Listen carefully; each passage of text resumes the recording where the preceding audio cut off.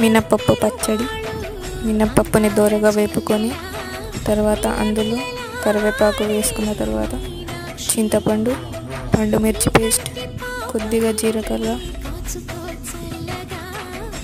ఇంగువ, పసుపు, గరం మసాలా, కారం, తగినంత ఉప్పు వేసుకొని దంచుకోవాలి. పచ్చ దంచుకున్న తర్వాత అందులో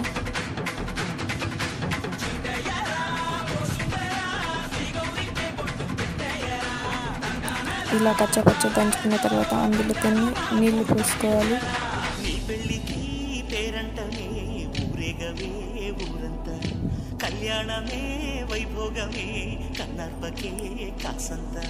కారంగా మినపప్పు పచ్చడి రెడీ. చాలా రుచిగా టేస్టీగా ఉంటుంది.